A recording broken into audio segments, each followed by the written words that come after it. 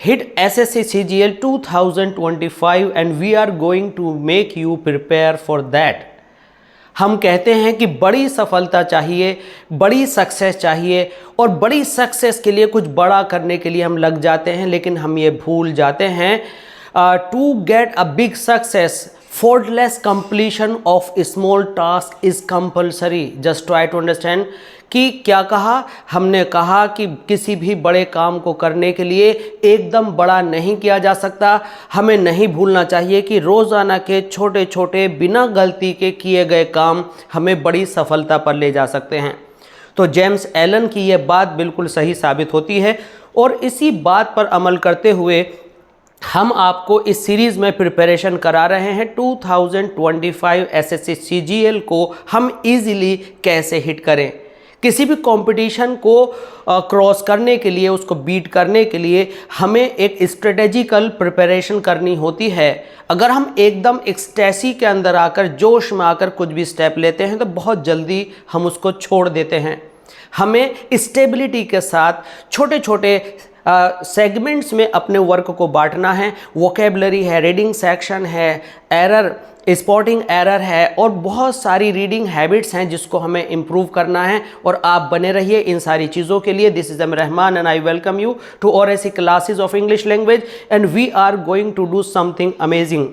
हमने पिछली वीडियो में आपसे प्रॉमिस किया था कि जो हमने SSC CGL के थर्ड पार्ट में बनाई थी कि जो भी एरर्स इस 2022 के PYQs में आ रही हैं, में से एक क्वेश्चन हमने यहाँ लिखा भी है कि जब भी हम कोई वीडियो देखते हैं तो एरर को ये बता दिया जाता है कि भाई आप यहाँ पर इसको ऐसे कर लीजिए, यहाँ ऐसे कर लीजिए। हम उस वीडियो 3 के बेस पर जो जो प्रॉब्लम्स आई उनके कुछ सर्टेन पॉइंट्स चुन करके उनको आपको बताने जा रहे हैं कि ये जो एरर आई उससे रिलेटेड कहाँ कहाँ क्या क्या एरर हो सकती हैं और किन किन वर्ड्स को आपको अच्छे से तैयार करना है। तो इस सारी प्रिपरेशन के लिए अगर आपने अभी तक भी हमारे channel ORAC classes of English language को सब्सक्राइब नहीं किया है तो सब्सक्राइब कीजिए, बेल आइकन को हिट कीजिए, लाइक एंड शेयर कीजिए, और कमेंट सेक्शन के थ्रू जुड़े रहिए। वीडियो कैसे लगी ये आप लास्ट में बताएंगे और फीडबैक ज़रूर दीजिएगा। आइए शुरू करते हैं। आज का सबसे बड़ा सवाल, he knows that he was no other that he has no other option but to work hard.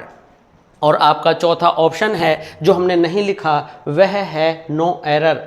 तो अगर हम इसको पढ़ना शुरू करें तो यहाँ हमें लगता है कि इसमें कोई एरर नहीं है, लेकिन एक जानकार होने की हैसियत से हम आपको बता दें कि एरर हमें यहाँ पर है। आप चौंक जाएंगे कि जो बट है वह बट प्रेपोजिशन की तरह से काम करता है, कंजंक्शन की तरह काम करता है, और ये बेयर इन्फिनिटिव को कैसे काम में मंगवाता है, कैसे काम करवाता है, ये आज हम आपको इस पॉइंट को यहाँ डिस्कस करने जा रहे हैं। तो ये है हमारी मास्टर क्लास 1। किस लिए? 2025 के SSC CGL को क्लियर करने के लिए। बिल्कुल आप लास्ट तक देखें और डायरी पर ये सारे पॉइंट्स नोट करते रहें। हमारे पास ये जो बट टू है तो हम यहाँ पर टू ही क्यों लगाएं? सेकंड फॉर्म या फर्स्ट फॉर्म कब लगाएं, या यहाँ पर बट की जगह हम देन कब लगाएं, ये हम अब यहाँ पर आपको बताने जा रहे हैं। तो हम आपको बता दें कि जो बट है हम 3 वेज में यूज़ कर सकते हैं। पहला हमारा वे है as a conjunction, as a conjunction. अब यहाँ पर हमें कंजंक्शन की तरह से याद है तो हम यहाँ पर नंबर 1 पॉइंट यूज़ कर रहे हैं एज अ कंजंक्शन। और यहाँ पर मैं ये सोच करके चला था आप लोगों के लिए कि 3 पॉइंट्स बताऊँगा, बट एज अ कंजंक्शन क्योंकि सबके माइंड्स में, जहन में ताज़ा रहता है, इसलिए उसको यहाँ पर बताते हुए चलना ज़रूरी है। एक सेंटेंस आप ले लीजिए, my brother is in the class but my sister is playing outside. तो यहाँ पर हम कंजंक्शन लगाते हैं। क्या लगाते हैं कि my brother is in the room but my sister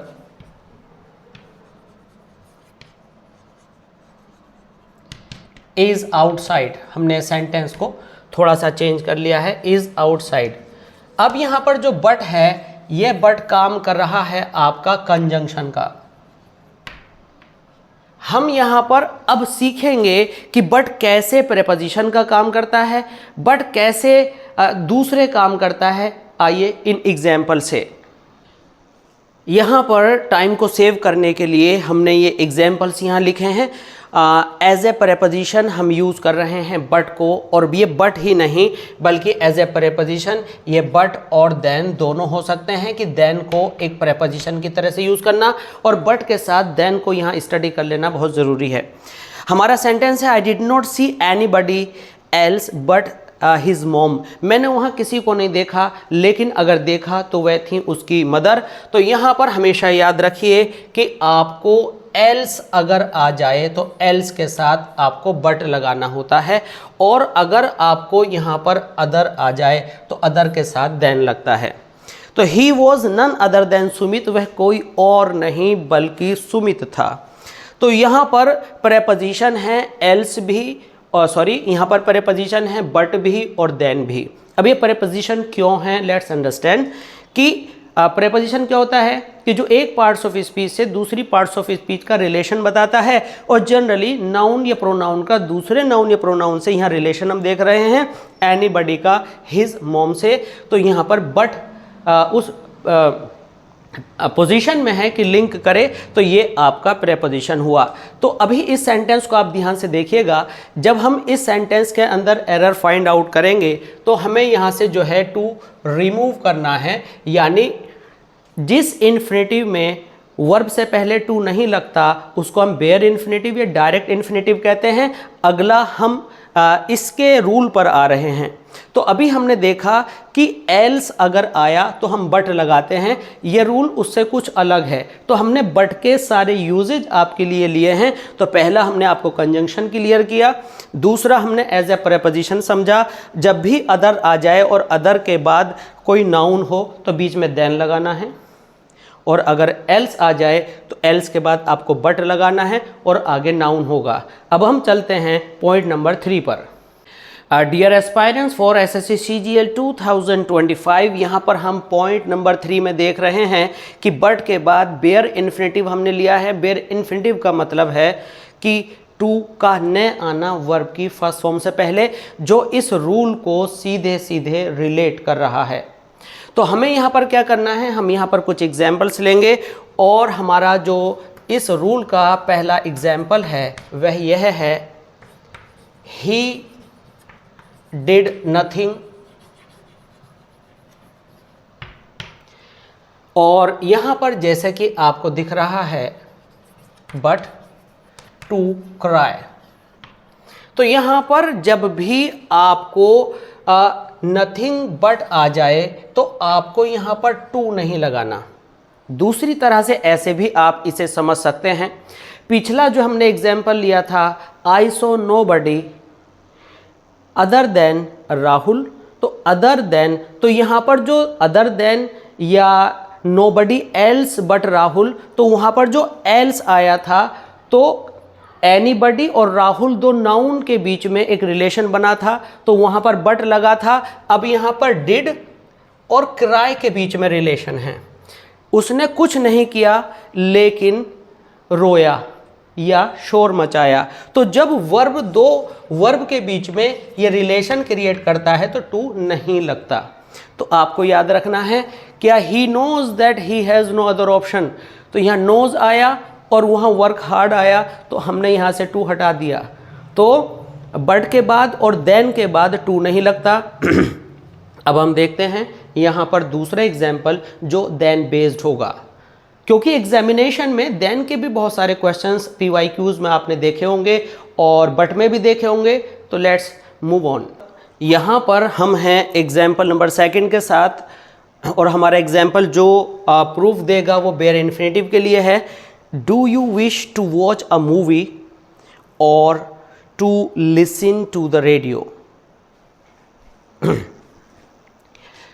अब हम यहाँ पर हैं एग्जाम्पल नंबर 2 के साथ। Example number 2 reads she did no more than sleep.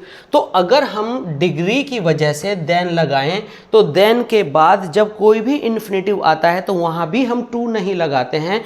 ये इस रूल के रेफरेंस में आप बिल्कुल पत्थर की लकीर रूल समझ लीजिए। Do you wish to watch a movie or to listen to the radio. तो यहाँ पर जब आपको और आ जाए तो फिर आप और के बाद भी टू नहीं लगाते हैं। इस तरह की एरर आपको यहाँ भी मिल सकती है, देन के साथ भी मिल सकती है। तो ये जो क्रॉस है ये टू के लिए है और देन के बाद आप टू नहीं लगाते हैं। तो इस रूल को आप अच्छे से समझ लें। अब हम देखेंगे फोर्थ पार्ट में कि बट कहाँ पर यूज़ होता है, जहाँ पर टेंस के अकॉर्डिंग हम वर्ब लगाते हैं। Let's move on. यहाँ पर हम करने जा रहे हैं बट का फोर्थ स्टाइल में यूज़, और हम बट को अब यूज़ करेंगे रिलेटिव प्रोनाउन की तरह से। What is relative pronoun? Let me explain for you. Relative pronoun adjective clause के अंदर यूज़ होता है, और रिलेटिव प्रोनाउन कहते हैं हम ऐसे वर्ड्स को, जैसे मानो कि हमने हु यूज़ किया जो कि इंटेरोगेटिव प्रोनाउन है। अगर हमने हु से पहले मिस्टर जोसेफ लिखा और मिस्टर जोसेफ के बाद हमने हु लिखा तो ये हु जो का मीनिंग देता है, और इससे पहले आने वाला वर्ड एंटीसीडेंट कहलाता है। और एडजेक्टिव क्लोज में जब भी वर्ड जो आ जाए, जहां आ जाए, जिसने आ जाए, जिसको आ जाए, ये रिलेटिव प्रोनाउन और रिलेटिव एडवर्ब्स हैं। इनसे पहले एंटीसीडेंट आना ज़रूरी होता है। Now what's antecedent? एंटीसीडेंट वह नाउन या प्रोनाउन होता है जो इन वर्ड्स के साथ कनेक्टेड होता है। वह लड़का जो, वह स्थान जो, वह स्थान जहाँ। तो ये वर्ड्स जो विच है, वेयर है, हु है, हुज है, से पहले आने वाला नाउन या प्रोनाउन जो 100% कनेक्टेड होता है, प्रीसीडेड होता है, पहले आया हुआ होता है, को हम एंटीसीडेंट कहते हैं। और CDS वगैरह एग्जामिनेशन में अब जो है पार्ट्स ऑफ स्पीच को पूछा जाने लगा है। सेंटेंस को अंडरलाइन करके ऑप्शंस आ जाते हैं कि ये नाउन है, प्रेपोजिशन है, क्या है। तो हम आपको वो सारी चीज़ें क्लियर करते हुए चल रहे हैं। तो not only for SSC CGL, we are working for all the parts of competitive English. That's why you pay attention to this. There was none but laughed. तो यहाँ पर बट के बाद अब की बार सेकंड फॉर्म आई, अब की बार but के बाद टू के बाद फर्स्ट फॉर्म नहीं आई। तो ऐसा क्या हुआ? वहाँ ऐसा कोई नहीं था जो हंसा ना हो।